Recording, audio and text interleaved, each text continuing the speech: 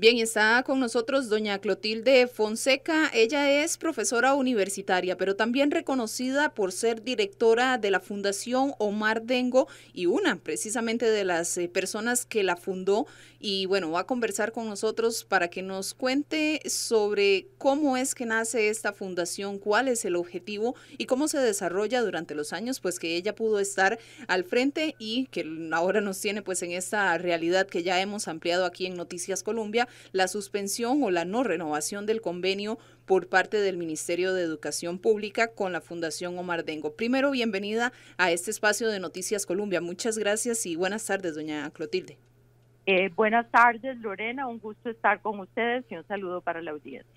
Doña Clotilde, remontémonos a ya bastantes años atrás, ¿cómo es que se da esa idea, verdad, de crear la Fundación Omar Dengo y cuáles son los primeros pasos que toma usted como una de las personas que precisamente la funda? Bueno, hay que recordar que el contexto educativo en ese periodo, especialmente a partir de 1986, era un contexto muy crítico.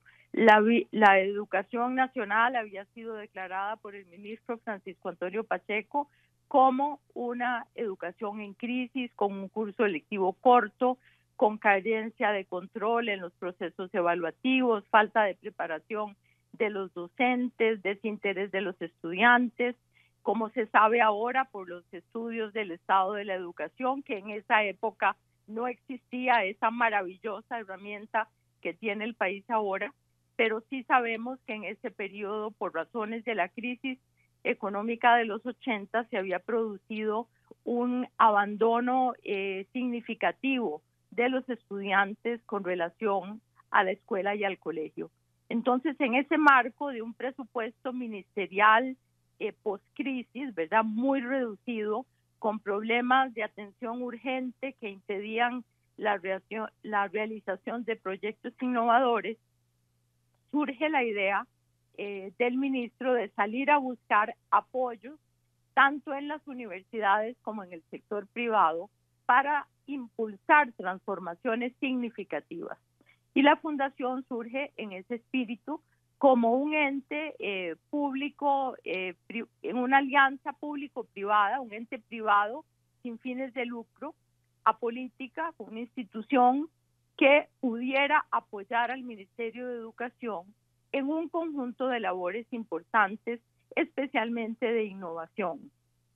De manera que un grupo de intelectuales, profesores universitarios, empresarios, personas asociadas al desarrollo del país, somos invitados para constituir esta institución que, como le digo, es una institución privada, pero dedicada a apoyar la educación pública, y dentro de este marco se apoya una iniciativa fundamental que fue la de llevar una transformación científico-tecnológica a las escuelas del país. Esto es una cosa importantísima porque en el país en ese momento existían muy pocas computadoras. A eso iba, perdón, doña Clotilde, porque bueno, estamos hablando de una época tecnológica, pero hace ya más de 30 años. Esto inclusive era innovador. Totalmente innovadora. Para la gente ahora es muy difícil, especialmente para los jóvenes, entender lo que eso significó como revolución para el país y para la educación. Era una época en que no había computadoras disponibles ni siquiera en las oficinas. Había muy pocos esfuerzos de llevar la computadora a la educación, y entonces surge este proyecto que la Fundación lidera con recursos de la cooperación internacional que consigue de diferentes entidades internacionales. El ministerio, por su parte, no pone recursos financieros en ese momento, sino que pone la participación de los educadores, y hay un trabajo de coordinación muy intenso entre el ministerio y algunas personas de la fundación para ir conformando lo que sería este gran proyecto. La fundación saca una licitación privada internacional, se hacen varios proyectos piloto para observar los impactos de la tecnología, Y ante todo, que esto es lo más crítico, se hace un planteamiento educativo de la computadora como herramienta para desarrollar las capacidades de los niños y de los jóvenes. Ok, ya.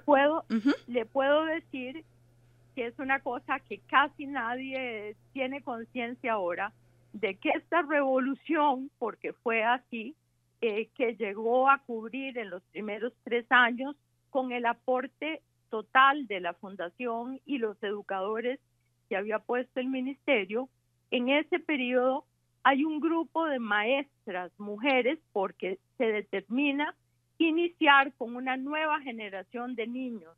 Iniciamos en preescolar, primero y segundo ciclo. Y las grandes heroínas de esta transformación son en su mayoría mujeres, maestras, muy bien seleccionadas, con una gran formación educativa, que no le tuvieron miedo ni a la tecnología, que era un elemento, pero tampoco a la programación, porque este es un proyecto que se basa en la realización de iniciativas, de pequeños proyectos educativos asociados al currículum, en el cual el educador tiene un rol fundamental. Nosotros hemos trabajado pie a pie con los educadores de este país.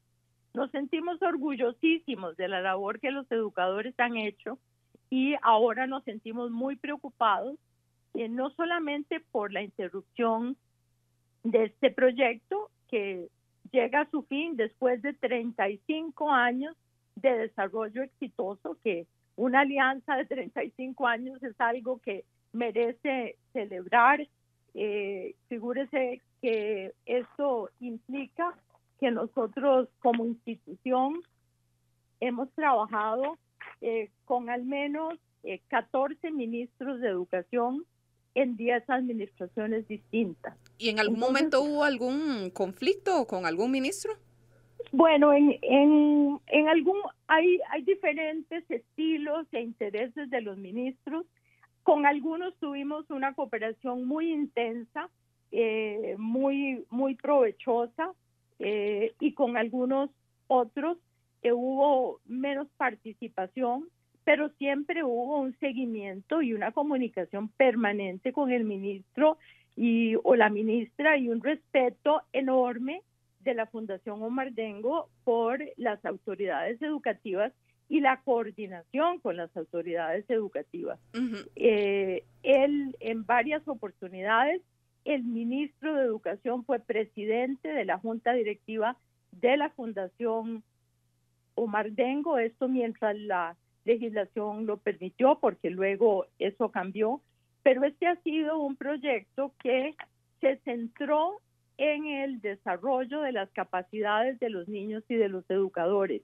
Figúrese usted que solo en el periodo de 1988 a 1991 se creó el programa de informática educativa MEPOD, que tuvo una cobertura en 81 cantones y en un 32% de los estudiantes solo en ese periodo. Se creó también el programa de informática para las comunidades. Después de las horas de clase, los laboratorios se abrían a la comunidad. Los educadores asumieron roles de líderes dentro de la comunidad de nuevo, y los laboratorios se convirtieron en polos de desarrollo para sus comunidades. No existían los lugares donde se pudiera usar tecnología en esa época en ningún lugar del país, de manera que con el ministro Orlando Morales de Ciencia y Tecnología trabajamos mucho esa proyección a la comunidad. En el primer cambio de gobierno también tuvimos un apoyo muy importante de don Telmo Vargas, que era ministro de Hacienda, y nos ayudó, nos apoyó en la consecución de recursos del BID, que permitió luego la creación de importantísimos proyectos para el país, como fue la primera red de telemática educativa que se instaló a partir del 91 y que es anterior a la generalización de Internet en el 95. De manera que todo esto fue un esfuerzo inmenso, pionero, liderado por costarricenses con una vocación y un deseo de transformar el país. Y Claro. esa es la energía y la fuerza que ha prevalecido en la Fundación Omar Dengo para apoyar el ministerio. Doña Clotilde, perdón, me ¿Sí? decía usted que siempre se tuvo esa buena, o en su mayoría de veces se tuvo esa buena relación con los ministros de educación o ministras.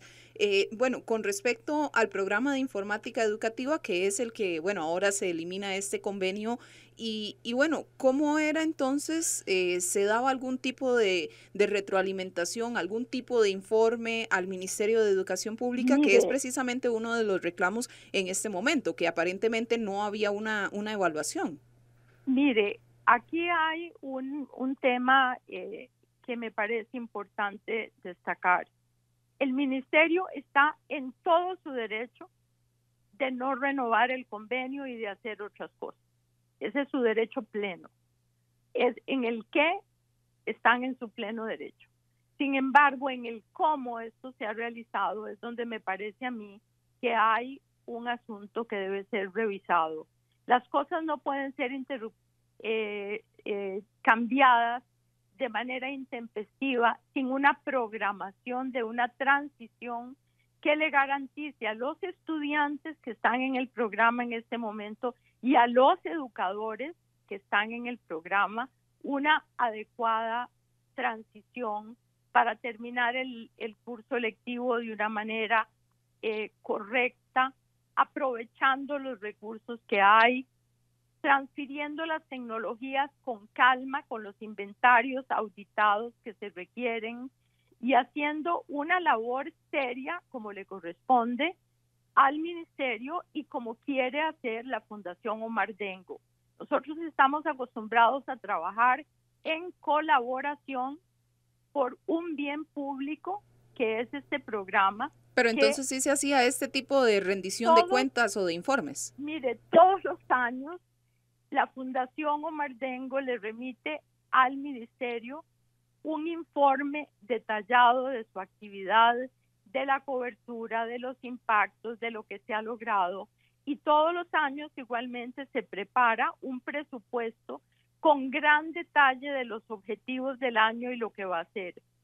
En muchísimas administraciones, ese presupuesto, el trabajo que inicialmente la Fundación hizo en forma gratuita, pero que cuando ya el volumen del programa se amplió para poder llegar a cubrir todos los estudiantes del país o casi todos, en este momento creo que la cobertura está en alrededor del 80%, ya en ese momento sí fue necesario hacer transferencias del Estado para poder continuar con eso.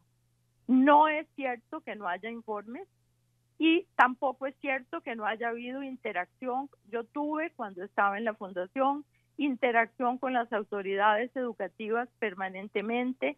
También los directores, las directoras del programa de informática educativa se comunicaban directamente con sus homólogos en el ministerio, de manera que esto se ha hecho de una manera ordenada, seria, interesada en el desarrollo nacional, con una visión país, que produjo una revolución en la atracción de inversiones.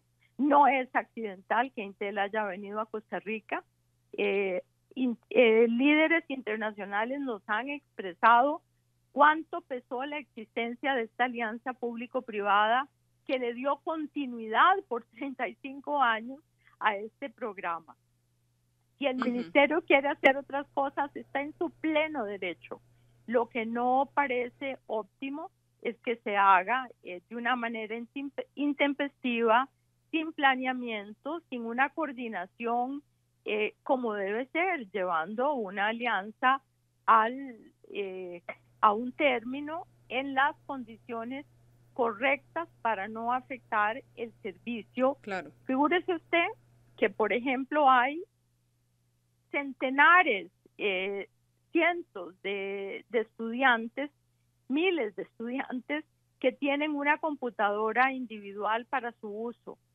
Esas computadoras están en manos de los estudiantes, los padres de familia tienen una responsabilidad, los directores tienen una responsabilidad, hay que hacer los inventarios, hay que entregar eso de manera correcta. De manera que si esta alianza llega a este proceso, debe completarse de una manera adecuada y sin tratar de dañar un esfuerzo nacional muy importante que se ha hecho, y pensando siempre en los educadores que están en el frente de batalla, pensando siempre en los estudiantes y garantizando que se llegue a cumplir esa meta que ha tenido el programa de proveerle a los niños y luego a los jóvenes, porque en tiempos de don Guillermo Vargas, el ministro de Educación Guillermo Vargas, él nos solicitó encarecidamente que asumiéramos la conducción también del programa de secundaria, porque él estaba muy insatisfecho con la forma en que eso se llevaba a cabo en el ministerio. Doña Clotilde, Lorena, ¿sí? Dígame, es que ya se nos está acabando el tiempo. Sí, nada más decirle que la gestión de un programa de informática educativa o de tecnología en la educación es una cosa extraordinariamente compleja, que tiene que ver no solamente con las propuestas pedagógicas para usar la tecnología, sino también con la formación de los educadores, que es un proceso permanente, es una cosa que hay que hacer todos los años. Inicialmente lo hacíamos presencial, ahora se hace por vía digital.